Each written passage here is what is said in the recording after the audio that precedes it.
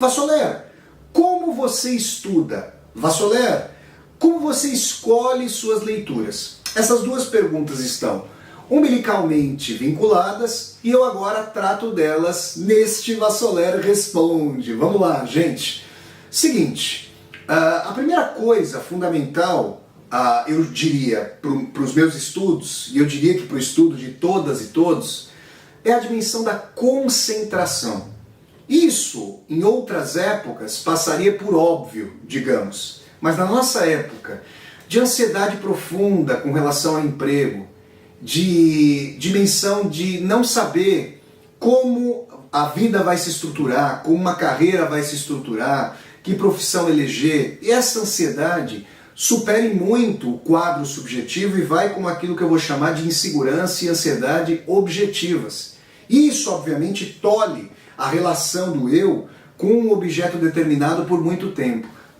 Reforçando tais aspectos, nós temos mídias sociais, redes sociais, com sua celeridade, com seu fracionamento da informação que dificilmente leva a uma formação mais aprofundada, a atrofia dos textos, a cognição mais por manchetes, toda essa problemática de uma hiperexposição sem verticalidade, sem aprofundamento, tudo isso gera uma dificuldade muito grande para a concentração. É muito comum hoje, eu vejo as pessoas me relatando isso,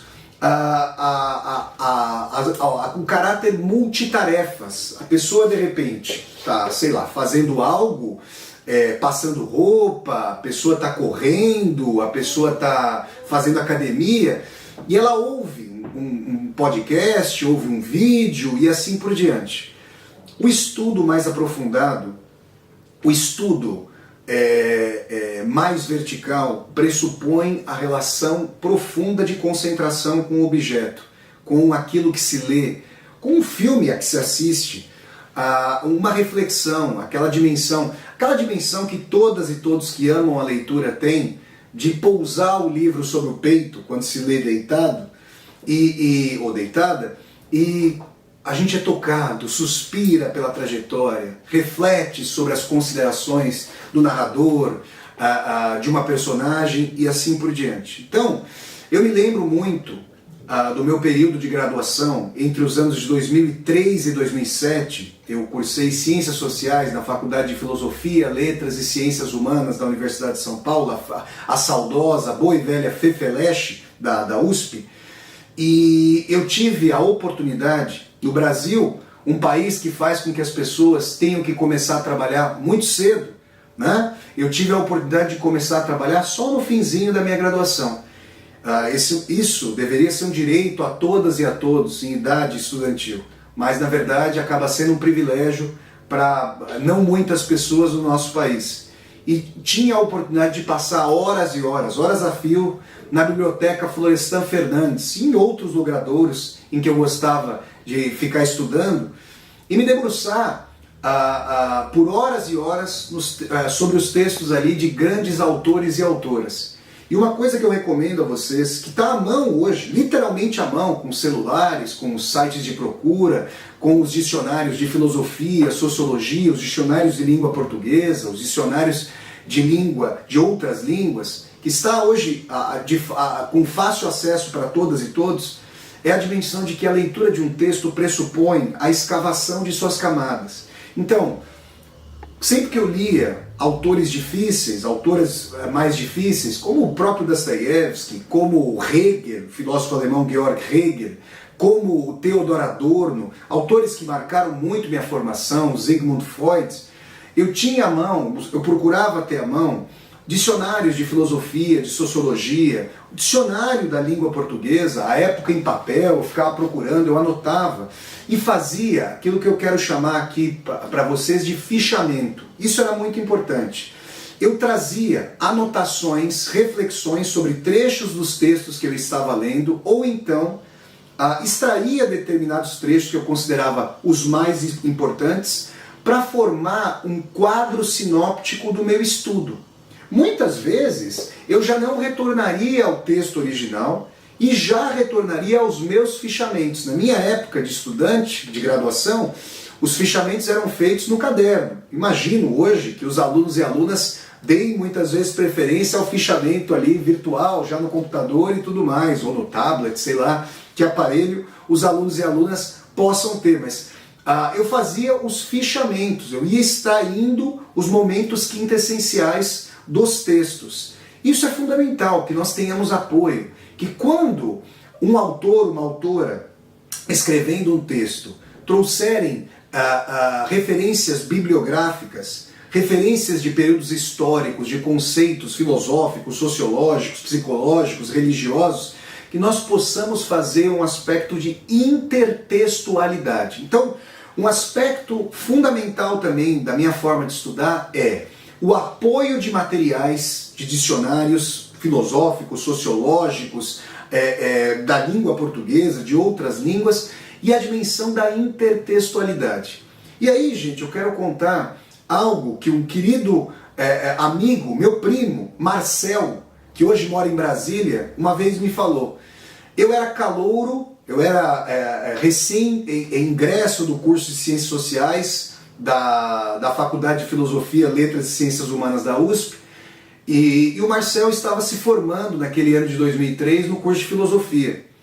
E ele me deu um conselho que agora eu passo a todas e a todos vocês. Então, isso foi de grande valia, foi de suma importância para mim naquele ano de 2003, e eu nunca me esqueci disso. Aliás, eu tive a oportunidade em 2019, quando estive em Brasília, de falar isso para o Marcel. Foi muito bacana, foi muito emocionante agradecer a ele esse conselho.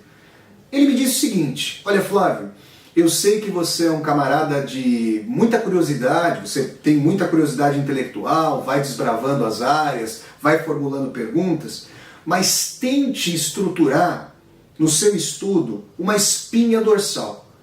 Por mais díspares que sejam os seus interesses, por mais polifônicos, por mais diversos que eles sejam, tente conferir a eles uma espinha dorsal, um sentido, uma forma de amarração, diálogos entre os mais diferentes autores e autoras com os quais você deparar. Isso foi muito importante, porque eu fui identificando as minhas vertentes mais profundas de interesse, e eu sempre procurava fazer com que autores e autoras das mais diversas tradições, com as mais diversas tomadas de posições em relação ao mundo, pudessem dialogar.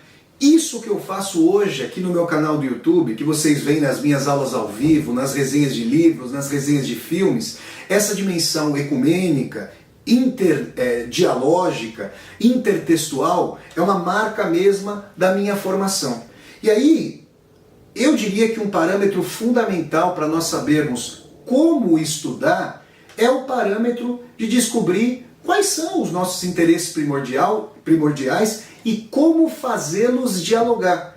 Eu fui descobrindo que o meu interesse se voltava para a modernidade, para aquele período que o historiador, nascido no Egito, mas depois radicado na Inglaterra, Eric Hobsbawm, em sua Era dos Extremos, em suas eras, né? A Era das Revoluções, a Era do Capital, a Era dos Impérios e a Era dos Extremos, as 4 eras panorâmicas em relação à modernidade, aquilo que o Eric Hobsbawm chamou de a dupla revolução, a Revolução Francesa e a Revolução Industrial, o período moderno descortinado a partir desse processo.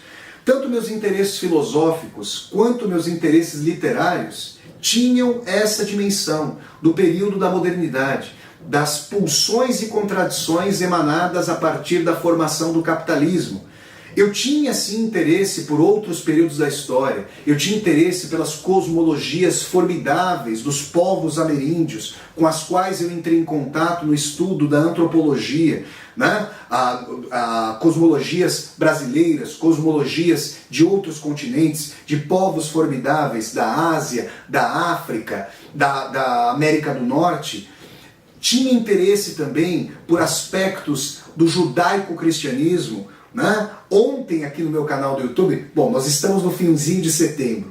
Ontem, eu digo, foi terça-feira, uma terça-feira, houve uma resenha do livro do Gênesis, ou da Gênesis, o primeiro livro da Bíblia do judaico-cristianismo. Então, esses interesses múltiplos me trouxeram uma tentativa de amálgama. E não é à toa que eu fui mostrando uma propensão por autores e autoras que pensavam a filosofia como sentido, como, digamos, uma propensão sistemática, uma tentativa de compreensão, como quem sobe até o cume de uma montanha e olha, a partir do cume da montanha, uma planície para tentar compreender a história e a condição humana. Então, esses foram fatores fundamentais. Vejam, eu falei de concentração, eu falei sobre material de apoio, intertextualidade, procura de referências para se ler um texto, um livro, e a tentativa de delimitação dos marcos mais fundamentais de interesse. Eu fui lendo de maneira ecumênica porque não me parecia que um campo, porque às vezes a gente tem os campos apartados. Como é que eu posso determinar numa régua de 30 centímetros até que centímetro vai a matriz econômica do ser humano, da história, depois vem a matriz psicológica, filosófica, teológica e assim por diante. Eu tentei fazer essa combinação das áreas, esse diálogo intertextual. Então, toda vez que eu deparava com autores e autoras como Fyodor Dostoiévski, como Sigmund Freud, como Karl Marx, como Georg Hegel, como Friedrich Nietzsche, como Svetlana Alexievich, como Clarice Lispector, como Virginia Woolf, grandes autores aí que marcaram a minha formação, toda vez que eu deparava com autores que tinham a sanha de compreensão do mais recôndito do ser humano em si, a história em si mesmo, em si mesma, esse ser humano na história, essas tentativas de fabulação, de entendimento da realidade, eu ia então norteando o meu caminho. E aí, gente, é muito importante o quê? A paciência. As pessoas têm essa sanha de aumento da capacidade de abstração, de formulação da cognição em relação ao mundo, em relação a si próprio e a si próprio, com o passar dos anos, não no sentido automático, naturalizado, mas no sentido de atividade profunda, atividade de autoconstrução, de construção de uma cognição, de uma erudição, de uma tradição, a capacidade de interação com a realidade, interação cognitiva com a realidade vai se aprofundar muito. E aí é importante, por isso é importante que os programas de mestrado e doutorado sejam prolongados, para que os intelectuais, as intelectuais possam se forjar intelectualmente com parcimônia, com calma, lendo muitos livros. Então eu diria que esse aspecto de concentração, encontro das referências intertextuais com material de apoio, percepção do núcleo de interesse e de formação de uma espinha dorsal para o pensamento, para a criação, para a imaginação, de tal maneira que, por mais díspares que sejam os interesses, eles podem encontrar uma névoa comum, contígua, de diálogo, de intertextualidade. Foi aí que, tendo interesse, por exemplo, pela história da Revolução, eu fui encontrando autores e autoras que se imbricaram com esse tema.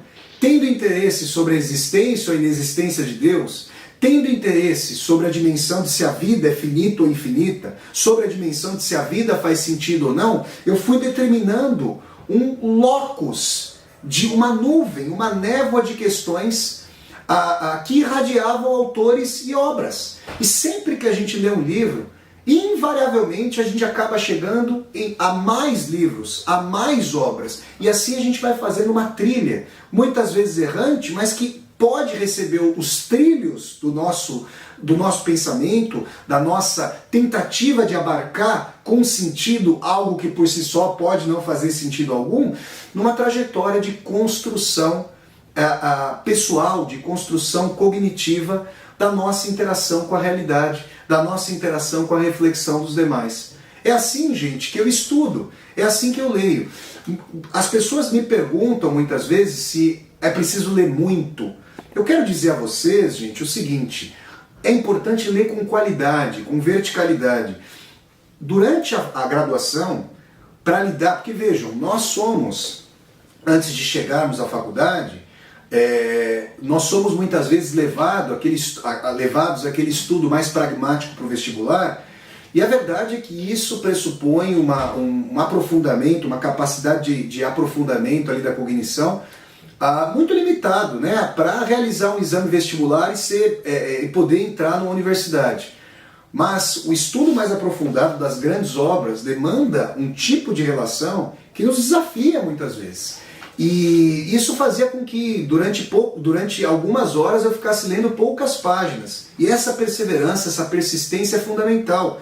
Coisa que vai se perdendo hoje com essa dimensão de que os textos devem estar para, digamos, a leitura, a fruição mais rápida. Isso é um problema. A realidade é complexa, é dura, é de difícil apreensão muitas vezes. É preciso que nós saibamos aprofundar camadas de mediação para chegar, digamos, ao coração mesmo das coisas, do sentido da realidade. Então, eu passava horas lendo. E isso me ajudou muito a aumentar a capacidade de abstração e de imaginação, a capacidade de interlocução com os autores e as autoras. Então, se eu tivesse que dizer, sim, é importante que nós tenhamos uma disciplina, um hábito de leitura. Vocês podem fazer a divisão do número de páginas do livro, eu vou ler tantas páginas por dia, mas é mais importante que nós sintamos, ao ler um livro, aquele momento ótimo, aquele momento que até na psicanálise de matriz lacaniana se diz que é o ponto chave, o ponto ideal da sessão, em que se chega ao nó de um conflito e a sessão pode até ser interrompida, porque a gente encontra um núcleo de reflexão que vai nos obsedar, que vai nos instigar para que nós desenvolvamos nossas reflexões e pensamentos. Então, com essa passagem do tempo e com essa disciplina, nós vamos aumentando a erudição e isso vai fazendo com que nós saibamos, que nós entendamos o que disse Arthur Schopenhauer, esse grande filósofo alemão, no ensaio chamado A Arte de Escrever. O não ler também é parte fundamental do saber ler. Por vezes, delimitar um núcleo de leituras mais do que ler deslocadamente é importante para que nós estruturemos nossas reflexões e para que nós tenhamos também um tempo para refletirmos sobre aquilo que os autores e autoras com os quais dialogamos trouxeram. É assim, pessoal, tendo em vista o núcleo dos meus interesses, dos temas que mais me obsedam, a história, a literatura, não vou dizer, os afetos humanos, os conflitos, o ímpeto de esperança, a dimensão de uma sociedade e outra, a crítica social ao estado atual de coisas, esses temas vão gerando bibliografia e diálogo intertextual. E uma dimensão fundamental é a dimensão socrática de pensar contra as próprias aspirações, de não se cristalizar numa posição e ter um antidogmatismo de pensar com outros autores e autoras, numa dimensão diversa de si. Isso forma um corpus plural fundamental para a dimensão arejada, não ossificada, não dogmática, dialética mesma, da formação, do conhecimento, do imaginário. É assim, então, que eu estudo e é assim, a partir desses eixos, que eu escolho as minhas leituras. Esse foi, então, mais um Vassoler Responde. Se vocês gostaram de mais esse Vassoler Responde aqui no meu canal do YouTube, deem um like no vídeo, curtam o vídeo, disseminem esse vídeo pelas redes sociais, para que nós possamos chegar a cada vez mais e mais pessoas. Se você está chegando ao meu canal pela primeira vez, seja muito bem-vindo e bem-vindo. Eu peço que você se inscreva aqui no meu canal, toque a sinetinha para poder receber as notificações e deixe aqui embaixo do vídeo o seu comentário para que nós possamos conversar. E mais, aqui embaixo desse vídeo você vai encontrar uma tecla chamada Seja Membro. Se você gosta das atividades aqui do meu canal do YouTube, considere a possibilidade de, ao clicar na tecla Seja Membro, se tornar um membro ou uma membro humanista aqui do meu canal para apoiar, segundo sua situação financeira, esse meu projeto de universidade aberta no YouTube. Então é isso, pessoal. Eu sempre deixo o convite para vocês assistirem aos vídeos do Vassoler Responde, que acontecem todas as quartas-feiras, às 8 horas da noite, horário de Brasília, no Brasil. Então até o próximo vídeo do Vassoler Responde, pessoal, e tchau, tchau!